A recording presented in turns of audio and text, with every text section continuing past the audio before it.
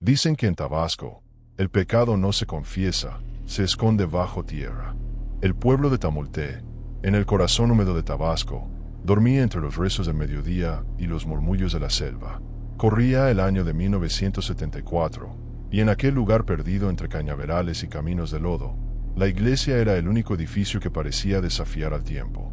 La parroquia de San Miguel Arcángel, con sus muros manchados de humedad, era el refugio espiritual de los que buscaban perdón, o un sitio donde esconder su culpa.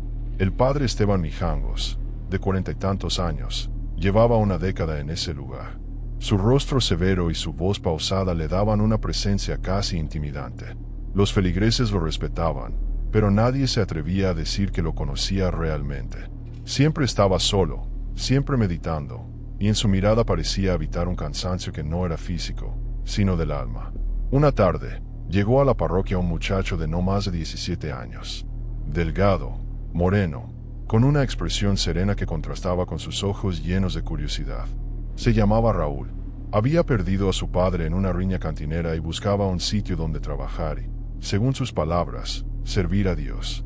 El padre Esteban lo aceptó como monaguillo, casi sin pensarlo, como si algo en aquel joven le resultara familiar o necesario.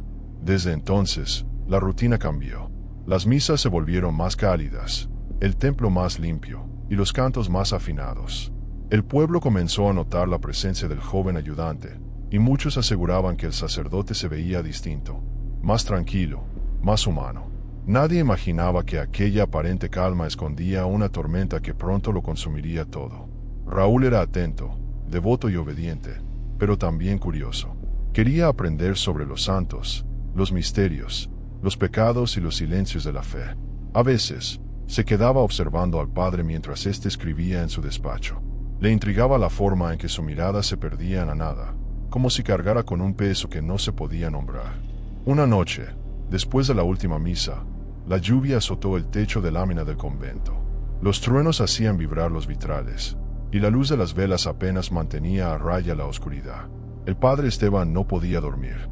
Escuchó pasos suaves en el corredor, y al abrir la puerta, encontró a Raúl empapado, temblando de miedo. Decía que había escuchado ruidos en el campanario, que alguien estaba allá arriba. Subieron juntos. El viento silbaba entre las grietas, y la lluvia se colaba por las rendijas del techo. No había nadie, pero el sonido de las gotas cayendo sobre el metal parecía formar palabras. «Padre», dijo el muchacho, con un hilo de voz. Esteban lo miró, y durante unos segundos el mundo pareció detenerse. No hubo nada indecoroso, solo una sensación inquietante, una conexión prohibida que ninguno de los dos entendía. Desde esa noche, algo cambió.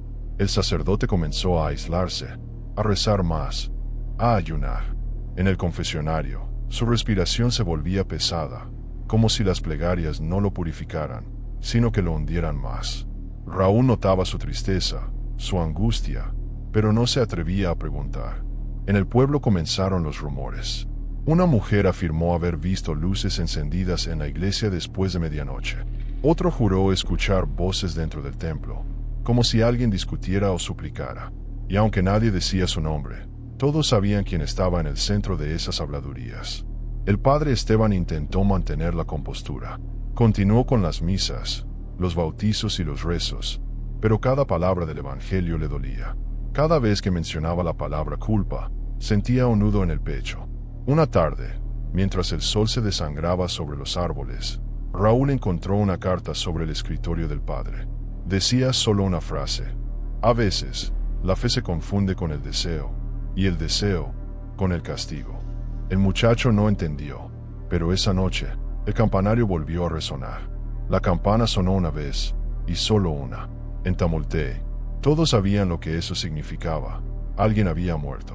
Pero aquella vez, nadie murió, al menos no todavía.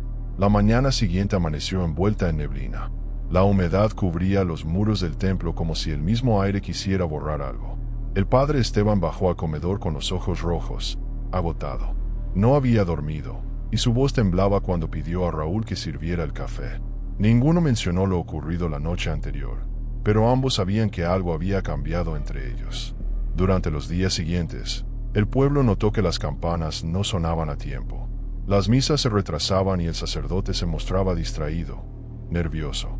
En el confesionario, algunos feligreses contaban sus pecados con miedo, porque sentían que el padre no los escuchaba, o peor aún, que los miraba con un vacío que no pertenecía a este mundo.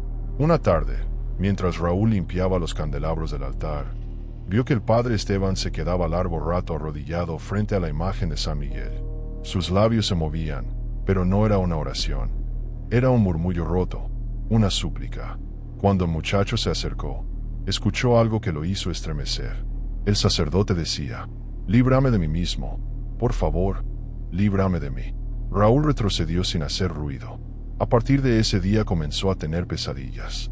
Soñaba con la iglesia vacía, con el sonido de una campana que no cesaba y con una figura vestida de sotana que lo observaba desde el altar, con los ojos brillando en la oscuridad. El padre intentó ocultar sus crisis, pero los temblores en sus manos, la palidez de su rostro y el temblor de su voz durante la misa despertaron la preocupación de algunos. Una tarde, el obispo de la diócesis envió una carta, pidiéndole un informe sobre su estado. Esteban la guardó sin responder. Sabía que si alguien más se enteraba de su tormento, perdería todo. Sin embargo, el verdadero infierno no venía de fuera, sino de dentro. Comenzó a escuchar una voz durante sus rezos. Al principio era un susurro leve, como el zumbido de los insectos entre los árboles. Luego, cada vez más clara, más firme, más cercana. Le hablaba con su propio tono, con sus propias palabras, como si se hablara a sí mismo desde un espejo que lo odiaba. «Ya no eres digno», le decía. «Has profanado el altar, aunque no lo hayas tocado». Una noche, incapaz de soportarlo, se encerró en la sacristía. Raúl, preocupado, golpeó la puerta. «Padre, ¿se encuentra bien?». No hubo respuesta, solo un golpe seco y el sonido de algo que caía. Cuando el joven entró, encontró al sacerdote de rodillas, con las manos ensangrentadas por los clavos del crucifijo. Lo miró con espanto. «Estoy bien», dijo Esteban, con una voz que no era suya. «Solo necesitaba recordar quién soy». Raúl corrió a buscar ayuda, pero cuando volvió, el padre se había ido. Lo encontraron más tarde en el campanario, mirando hacia la selva, murmurando frases en latín. Decía que los ángeles lo observaban, que sabían lo que había hecho, que esperaban que hablara. Los rumores se intensificaron. Algunos decían que el sacerdote había sido poseído, otros que había enloquecido por una culpa inconfesable. Las mujeres dejaron de asistir a misa con sus hijos. Los hombres comenzaron a mirar la iglesia con desconfianza. El pueblo, que antes lo veneraba, ahora lo temía. Aún así, Raúl no se alejó. Algo en su interior le decía que el padre no era un hombre malo, sino alguien que se estaba desmoronando lentamente. Quiso hablar con él, ayudarlo, pero cada intento terminaba en silencio. Hasta que una noche lo encontró llorando en el confesionario. El joven, sin saber qué hacer, se arrodilló del otro lado y le dijo: «Padre, si ha pecado, no está solo. Dios puede perdonarlo». El silencio fue largo, insoportable. Finalmente, Esteban susurró: «Hay pecados que no se confiesan, Raúl, se pagan». El viento sopló fuerte, apagando las velas del altar. Solo quedó la luz temblorosa del farol exterior. Raúl salió al atrio con el corazón acelerado. Detrás de él, las campanas volvieron a sonar, pero esta vez no una, sino 3 veces. 3 campanadas en tamulté significaban penitencia. El pueblo comenzó a murmurar que algo terrible estaba por suceder. Y no se equivocaban, porque esa misma noche, mientras todos dormían, alguien vio al padre Esteban salir del templo con una pala en la mano y regresar solo al amanecer. Desde entonces, nadie volvió a ver al joven monaguillo. Durante 3 días, la lluvia no cesó sobre Tamulté. Las calles se convirtieron en ríos de lodo y las nubes parecían eternas, como si el cielo mismo quisiera ocultar algo. Nadie vio salir al padre Esteban de la iglesia, pero cada noche se escuchaban golpes metálicos y pasos dentro del templo, como si alguien trabajara en la oscuridad. La desaparición de Raúl se corrió de boca en boca. Primero, como un rumor. Después, como una certeza. Algunos decían que había huido a Villahermosa para buscar una vida mejor. Otros, más osados, afirmaban que lo habían visto rondando la iglesia antes de desaparecer, como si el templo lo hubiera tragado. La policía local hizo un registro superficial, pero nada indicaba delito. El padre Esteban aseguró que el joven había partido por voluntad propia. Su voz era calmada, pero sus ojos parecían los de un hombre que ya no veía el mundo, sino algo detrás de él. A partir de entonces, el templo de San Miguel Arcángel se volvió un lugar extraño. Las flores del altar se marchitaban en cuestión de horas. Las velas se apagaban solas. Y el aire dentro del recinto se volvió denso, pesado, como si algo invisible respirara junto a los fieles. Una tarde, mientras el padre recitaba la misa, un niño gritó. Dijo haber visto una sombra detrás del altar. Algunos se burlaron, otros se persignaron, pero nadie se atrevió a mirar demasiado tiempo hacia allí. Desde ese día, los feligreses comenzaron a retirarse antes del amén, dejando al sacerdote solo frente al altar. Esa soledad empezó a consumirlo. Dormía poco, comía menos. En sus cuadernos aparecían frases incoherentes, escritas con letra temblorosa. La voz no calla, está bajo el suelo, no hay perdón sin tierra. Una noche, el sacristán, un anciano llamado don Fausto, decidió quedarse vigilando. Decía que no creía en fantasmas, pero quería saber qué atormentaba tanto al padre. Pasada la medianoche, escuchó el sonido de una pala golpeando tierra.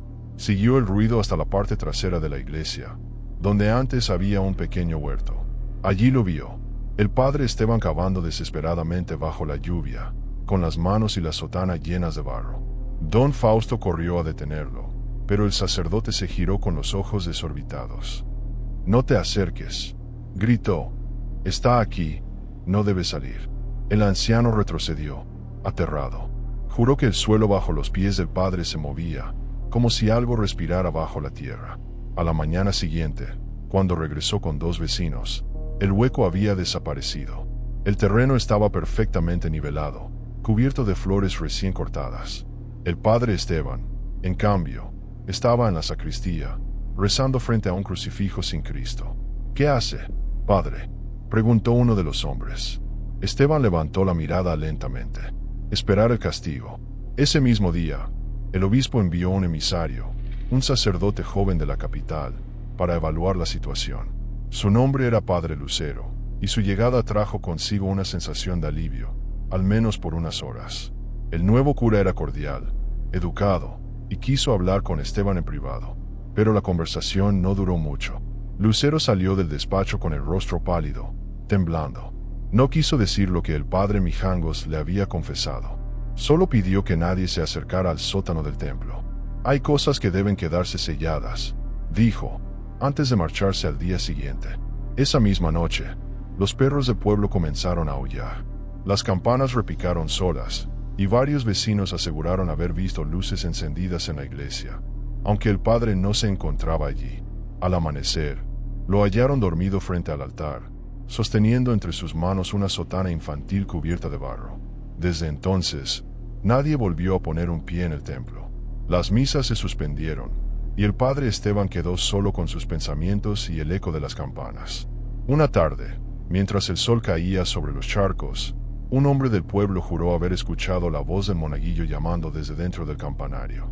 Nadie quiso comprobarlo, pero desde ese día, cada vez que alguien pasaba frente a la iglesia, sentía una presencia que lo observaba tras los vitrales rotos. El padre Esteban dejó de predicar. Pasaba las noches en vela, escribiendo y quemando papeles, murmurando frases imposibles. Y aunque su cuerpo seguía allí, su mente parecía haberse ido con aquel muchacho que una vez trajo luz al templo, y terminó dejándolo en tinieblas. El templo de San Miguel Arcángel se había convertido en una ruina habitada por ecos. Nadie entraba ya, ni siquiera para encender una vela. Las puertas permanecían cerradas, y el padre Esteban solo salía a buscar agua o pan en la tiendita de don Fausto, siempre con la mirada baja y los labios moviéndose en silencio, como si rezara una plegaria interminable. El pueblo lo observaba con recelo. Algunos niños lo seguían a distancia, curiosos, hasta que los adultos los apartaban con miedo. Se decía que quien cruzara su sombra podía enfermar, y que su sotana olía a tierra mojada, como si llevara el olor de una tumba a donde fuera. Una noche de agosto, un grupo de hombres decidió entrar al templo. Habían bebido lo suficiente como para convencerse de que todo eran supersticiones. Forzaron la puerta lateral con una barreta, alumbrados con lámparas de petróleo. Avanzaron hasta el altar. El aire era espeso, y cada paso resonaba como si alguien caminara detrás de ellos. Uno de ellos, Tomás, se atrevió a mirar dentro del confesionario. Dijo que allí había un pedazo de tela, vieja y sucia. Al levantarla, descubrió algo que ninguno pudo explicar: una pequeña cruz de madera con el nombre Raúl tallado a mano. Los hombres salieron corriendo, dejando las lámparas encendidas dentro. A la mañana siguiente, cuando el padre Esteban abrió el templo, encontró las lámparas apagadas, y en su lugar, un círculo de cera derretida alrededor del altar. En el centro, la cruz de madera, limpia, intacta. El sacerdote comprendió que el pueblo había empezado a husmear, y que el secreto que lo atormentaba ya no estaba solo en su conciencia, sino flotando entre las calles, como un rumor que no moría. Esa noche, la voz regresó. «Te advertí que no lo dejara salir», susurró, entre las sombras del despacho. «Él no descansa porque tú no lo haces». Esteban se cubrió los oídos, desesperado. «Déjame en paz». Pero la voz se mezcló con el tañido de las campanas. 1, 2, 3 veces. Luego silencio. Un silencio tan profundo que parecía absorber el aire. El sacerdote cayó de rodillas y comenzó a rezar en voz alta, hasta que notó algo. En el suelo, junto a sus pies, había huellas húmedas, como de alguien descalzo. Eran pequeñas, del tamaño de las de un muchacho. Seguían el camino hasta la puerta del altar y desaparecían en el centro del piso, justo donde se había cavado aquel hueco semanas atrás. A partir de esa noche, el padre Esteban comenzó a perder la noción del tiempo. A veces amanecía rezando sin recordar cuándo había empezado. En otras ocasiones, juraba haber escuchado la risa de Raúl detrás de las paredes. Intentó confesar sus pensamientos en una carta al obispo, pero antes de enviarla, la quemó. Sabía que ya era demasiado tarde para el perdón. El domingo siguiente, contra todo pronóstico, tocó las campanas y abrió las puertas del templo. Los feligreses acudieron con curiosidad y temor. El padre subió al púlpito con un semblante demacrado, la piel grisácea y la voz quebrada. «Hijos míos», dijo, «hoy confieso que he fallado. He fallado como pastor, como hombre y como hijo de Dios». Las miradas se cruzaron entre murmullos.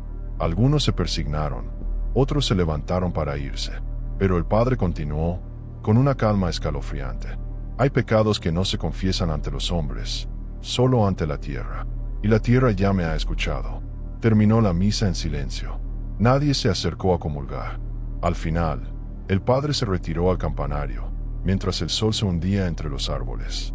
Desde allí, se escuchó el sonido de la cuerda moviéndose sola. Luego, un grito, y la campana volvió a sonar 3 veces. Esa fue la última vez que alguien vio con vida al padre Esteban Mijangos. A la mañana siguiente, cuando los pobladores se animaron a entrar, encontraron el campanario vacío. No había cuerpo, ni sotana, ni señales de lucha. Solo un olor fuerte a incienso y humedad. En el suelo, una hoja arrugada, escrita con tinta corrida por la lluvia. Decía: «El alma no se entierra, solo cambia de voz». Desde ese día, cada noche a la misma hora, la campana del templo de San Miguel suena una sola vez. Y algunos aseguran que, si te acercas lo suficiente, puedes escuchar un susurro entre el tañido, el eco de un pecado que jamás se confesó. Después de la desaparición del padre Esteban, el templo de San Miguel Arcángel fue clausurado.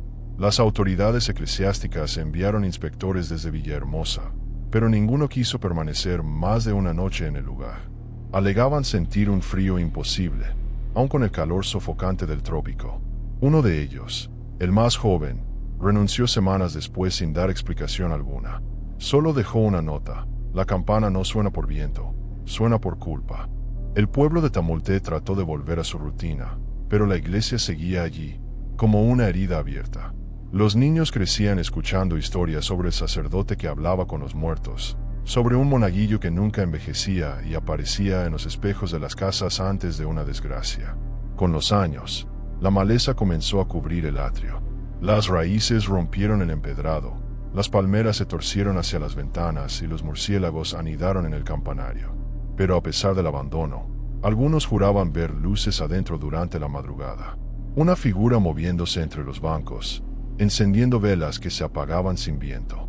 20 años después, en 1994, El joven periodista Eduardo Pech llegó a Tamulté con la intención de escribir un reportaje sobre los pueblos olvidados de Tabasco. En la cantina local escuchó por primera vez el nombre del padre Mijangos. Al principio pensó que era una leyenda más, hasta que un anciano le mostró una vieja fotografía. Un hombre de mirada severa junto a un muchacho sonriente con sotana blanca. En el reverso, la fecha, 1974. Eduardo, intrigado, pidió permiso al ayuntamiento para entrar al templo. Le advirtieron que no durara mucho tiempo adentro, que había cosas que no querían ser recordadas. Pero él no creyó en advertencias. Entró con su grabadora, una lámpara y una libreta. El interior estaba cubierto de polvo, pero los objetos permanecían casi intactos. Los bancos seguían alineados, el altar en pie, y sobre la pared del fondo aún colgaba el crucifijo sin Cristo. El periodista encendió la lámpara y comenzó a registrar sus impresiones. El aire es denso, huele a humedad y a algo más, algo que no puedo identificar, murmuró. Se acercó al altar. En el suelo, casi oculto por hojas secas, encontró una tabla de madera tallada con la palabra Raúl. La misma cruz que los hombres del pueblo habían mencionado décadas atrás. Eduardo la levantó, y en ese instante, una ráfaga de viento apagó su lámpara. La oscuridad fue total. Por un momento creyó escuchar pasos en el coro, arriba, como si alguien caminara lentamente. Luego, el sonido de una campana, una sola vez. Cuando logró encender de nuevo la luz, el altar estaba cubierto de gotas de agua, aunque no llovía. Decidió salir, pero antes de hacerlo notó algo más. En la pared lateral, bajo capas de moho, se distinguía una frase escrita con carbón. Aquí duerme quien nunca debió despertar. Esa noche, Eduardo no pudo dormir. Al revisar la grabación, notó que, entre sus notas, se escuchaban voces de fondo. Un susurro muy bajo, casi imperceptible, que repetía su nombre. Lo escuchó varias veces. En una de ellas, la voz decía con claridad: «No abras la tierra». Decidió volver al templo al amanecer para comprobar si había alguna tumba o hueco en el suelo. Pero cuando regresó, encontró la puerta principal abierta. El interior estaba distinto. El aire era más frío y había marcas recientes en el piso, como si alguien hubiera arrastrado algo pesado. Siguiendo las huellas, llegó hasta el altar. Allí, el suelo parecía removido. Se arrodilló para examinarlo. Al tocar la tierra húmeda, sintió algo sólido. Tiró con cuidado, y lo que emergió lo dejó sin aliento. Una sotana infantil, ennegrecida por el tiempo, con una pequeña cruz colgando del cuello. De pronto, la campana repicó de nuevo. No una vez, sino 3. Eduardo alzó la mirada hacia el campanario y vio, por un instante, la silueta de un joven asomándose entre las sombras. Su rostro era indistinto, pero su figura era la misma que había visto en la fotografía. Salió corriendo sin mirar atrás. A la mañana siguiente, dejó el pueblo con la intención de publicar la historia, pero nunca lo hizo. En sus notas solo escribió una frase final, subrayada con tinta temblorosa: «Algunos secretos no se descubren, se desentierran». Desde entonces, nadie volvió a entrar al templo. Y sin embargo, quienes viven cerca aseguran que, en las noches de tormenta, se escucha el golpeteo de una pala y un murmullo que repite el nombre del monaguillo perdido. El padre Eusebio había dejado de mirar su reflejo hacía mucho tiempo. En el espejo del despacho solo veía un rostro cansado, con los ojos hundidos y el alma agotada. Cada misa, cada sermón, se sentía como un acto mecánico, vacío. Y aunque el pueblo lo seguía venerando, había quienes murmuraban que algo oscuro rondaba al sacerdote de San Isidro. Las campanas repicaban cada domingo, pero ya nadie se atrevía a quedarse hasta tarde en la iglesia. Algunos decían que, cuando el sol caía, se escuchaban pasos en el pasillo lateral, rezos entrecortados, y el sonido de un niño llorando cerca del altar. Otros juraban que, en las noches de lluvia, una sombra menuda se asomaba entre los bancos, justo en el lugar donde Tomás solía arrodillarse. Eusebio fingía no escuchar, pero la verdad era que cada sonido lo atormentaba. Sentía que la presencia del muchacho lo seguía a todas partes, no como un espectro violento, sino como una sombra silenciosa que lo vigilaba desde el rincón más oscuro del templo. Una madrugada, el padre se levantó sobresaltado. Había escuchado el repique de una campana, aunque sabía que ninguna debía sonar a esa hora. Caminó descalzo por el pasillo, con la sotana medio abotonada y una vela temblorosa en la mano.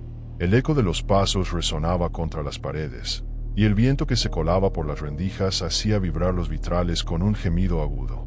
Al llegar al altar, vio que el cáliz estaba fuera de lugar, y sobre el mantel blanco había una pequeña cruz de madera, la misma que Tomás había usado durante su confirmación. El padre Eusebio se quedó inmóvil, con el corazón a punto de estallar. Tomó la cruz con manos temblorosas y sintió que aún estaba tibia, como si alguien la hubiera dejado ahí hacía apenas unos segundos. «Hijo», susurró, con la voz quebrada, «si estás aquí, perdóname». El silencio que siguió fue sepulcral. Solo el zumbido de los insectos afuera y el crujir de la madera acompañaban sus palabras. Entonces, desde el confesionario, se escuchó una respiración. No era viento ni animal. Era humana, débil, contenida. Eusebio se acercó con paso inseguro y abrió lentamente la puerta. Dentro no había nadie, solo la sotana vieja de Tomás, doblada con cuidado sobre el asiento. Aquella noche marcó el comienzo del verdadero tormento. Las apariciones se hicieron más frecuentes, pero no ante los ojos de todos. Solo él las veía, solo él escuchaba aquella voz susurrando su nombre.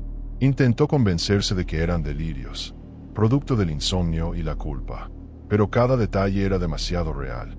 Una tarde, la hermana Magdalena, encargada del coro, lo encontró llorando frente al altar. Eusebio intentó ocultarlo, pero la mujer se acercó y le colocó una mano en el hombro. «Padre, usted necesita descanso. No puede seguir así». Él negó con la cabeza. «No es cansancio, hermana. Es castigo». «¿Castigo? ¿Por qué dice eso?» Eusebio la miró con unos ojos que parecían no pertenecerle. «Porque cuando uno jura servir a Dios y traiciona su palabra, no hay perdón suficiente». La hermana lo observó en silencio, sin atreverse a preguntar más. Desde ese día, se limitó a orar por él, pero nunca volvió a quedarse sola en la iglesia. Los rumores crecían. Algunos aldeanos afirmaban haber visto luces encendidas dentro del templo a medianoche. Otros hablaban de un muchacho que entraba a escondidas y desaparecía entre las bancas. Nadie se atrevía a confrontar al padre, pero el miedo se extendía como humedad entre los muros. Eusebio, por su parte, empezó a registrar todo en un cuaderno: fechas, sonidos, apariciones. Las páginas estaban llenas de confesiones escritas con letra temblorosa. En una de ellas anotó: «El alma de Tomás no descansa.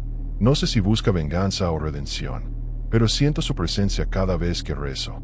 A veces creo oírlo respirar junto a mí».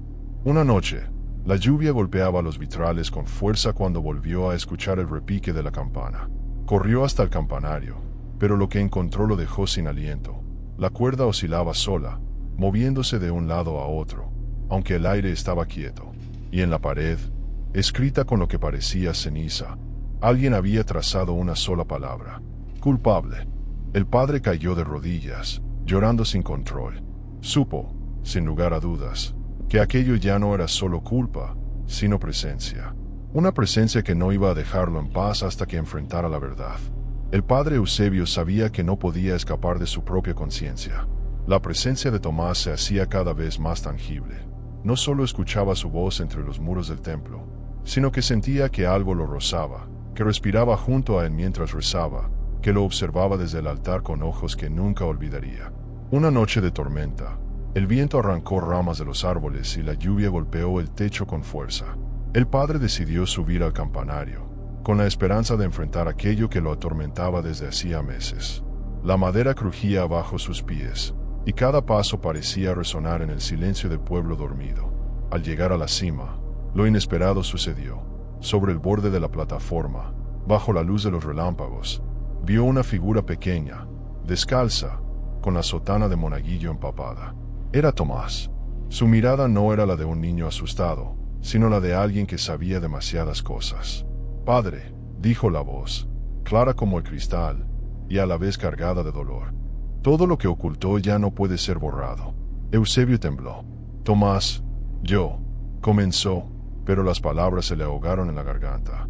El muchacho avanzó un paso, y en aquel instante el aire se volvió gélido, como si el campanario mismo respirara su angustia. «¿Recuerda la noche de la pala?», preguntó Tomás. ¿Recuerda lo que hizo mientras yo confiaba en usted? El padre bajó la cabeza. La culpa lo aplastaba. Sabía que nunca podría explicarlo, que ninguna oración borraría la traición que cometió con aquel joven que había cuidado y al que había hecho daño. Tomás no habló más. Solo señaló hacia el hueco en el suelo del campanario, el mismo que Eusebio había cubierto años atrás. El sacerdote comprendió de golpe. Allí estaba enterrada la verdad, la que había intentado enterrar con tierra, sudor y lágrimas. El viento arrancó un grito de Eusebio, y la figura de Tomás desapareció como un suspiro. Solo quedó el hueco, húmedo y oscuro, recordándole que algunos secretos no descansan. Con manos temblorosas, comenzó a cavar, y pronto descubrió lo que había enterrado tiempo atrás: la sotana infantil de Tomás, empapada, manchada, y junto a ella un pequeño cuaderno con notas del muchacho. Al abrirlo, sus ojos se llenaron de lágrimas. Allí, Tomás había escrito: Padre, yo no guardo rencor. Solo deseo que algún día recuerde que el amor y la fe no se mezclan con el engaño. No me odie, solo confiese. El golpe fue devastador. Eusebio comprendió que la ausencia de Tomás no era solo física, sino moral y espiritual. Su monaguillo le había enseñado más de lo que podía soportar. La inocencia puede ser rota, pero también perdona. Pasaron horas. La tormenta cesó. El sol comenzó a asomar detrás de las nubes, iluminando el templo que había sido testigo de sus pecados y de su penitencia. Eusebio se arrodilló junto al hueco, sosteniendo la sotana y el cuaderno. Sabía que no podría cambiar nada, pero tal vez, al menos, podía enfrentar la verdad. Desde ese día, el padre dejó de esconderse. Predicaba con una voz cargada de emoción, confesando sus errores ante la congregación, sin entrar en detalles prohibidos, pero transmitiendo un mensaje de humildad y arrepentimiento. Algunos vecinos notaban un cambio. La sombra que había acompañado al sacerdote parecía disiparse poco a poco, aunque nadie sabía si era real o solo producto de su propio miedo. Sin embargo, algunas noches, cuando el viento sopla desde el río y el murmullo de los árboles se mezcla con la oscuridad, la campana del templo repica suavemente, una sola vez. Y en ese instante, quienes la escuchan juran oír un susurro, como de un niño. No olvides, la verdad siempre despierta. El padre Eusebio, ahora más viejo, comprende que la culpa nunca desaparece del todo, pero que enfrentarla puede ser liberador. Sabe que Tomás ya no lo persigue, que el muchacho encontró paz, y que el templo, aunque marcado por la historia, sigue siendo un lugar donde la fe y la penitencia se entrelazan para siempre. Y así, en Tamulté, la historia del sacerdote y el monaguillo quedó registrada, no solo en los libros o en los recuerdos del pueblo, sino en el eco persistente de una campana que nunca deja de sonar, recordando que algunos secretos no mueren, solo esperan ser escuchados. El tiempo había pasado y el templo de San Miguel Arcángel seguía de pie, silencioso, como un guardián de secretos antiguos. La vegetación había crecido hasta cubrir parte del atrio, y la madera del campanario crujía con cada brisa que atravesaba los manglares cercanos. El padre Eusebio, ahora mayor y con los hombros encorvados por los años y la culpa, continuaba sus días entre oraciones y confesiones, más silencioso que nunca, más introspectivo que cualquiera en Tamulté. Aunque el miedo del pueblo había disminuido, nadie se acercaba al altar sin un dejo de respeto o temor.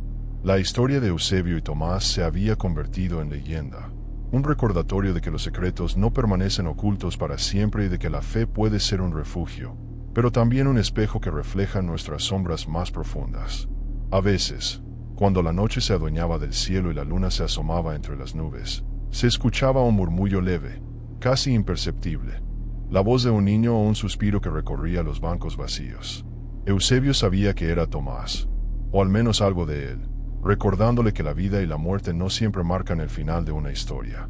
Una tarde de verano, el padre decidió caminar hasta el río que cruzaba el pueblo. Llevaba consigo el pequeño cuaderno donde Tomás había dejado sus palabras, un recordatorio tangible de la inocencia que él había perdido y de la lección que aún lo perseguía. La verdad y el arrepentimiento son los únicos caminos que permiten que el alma respire, incluso cuando la culpa parece aplastarla. Mientras miraba el reflejo del sol sobre el agua, Eusebio reflexionó sobre los años que habían pasado y sobre lo que significaba vivir con los ecos de un pasado que no se puede borrar. Cada persona que entraba a la iglesia debía hacerlo con respeto y humildad. Cada oración era un puente entre la luz y la oscuridad, y aunque él nunca podría borrar lo que sucedió, había aprendido a convivir con ello, transformando su dolor en un recordatorio silencioso para quienes buscaban guía espiritual. Esa misma noche, mientras las estrellas brillaban sobre el pueblo, se escuchó de nuevo un repique suave de la campana. Esta vez, el sonido parecía más armonioso, casi como una despedida, o un aviso de que los secretos finalmente descansaban. El padre cerró los ojos y sonrió, una sonrisa triste pero liberadora, consciente de que, aunque su historia quedara atrapada en los muros de la iglesia y en la memoria del pueblo, también podía servir de enseñanza para otros. Y mientras la cámara imaginaria que acompaña nuestras historias de misterio se aleja del templo, dejando atrás sus sombras y sus secretos, surge una invitación sutil, casi como un susurro entre el viento y los manglares. Aquellos que sienten curiosidad por los ecos del pasado, los secretos que el tiempo no logra enterrar, y las voces que aún susurran entre las paredes antiguas, pueden acompañarnos en nuestro próximo relato. Cada campanada, cada historia sombría, se vuelve más intensa si permanecen atentos, escuchando con cuidado y dejando que la imaginación viaje más allá de lo visible. Así que, si alguna vez sienten que un susurro los llama desde lo desconocido, que un eco recorre los pasillos del pasado, tal vez quieran quedarse, seguir explorando estos relatos y permitir que la oscuridad revele lo que nadie se atreve a confesar.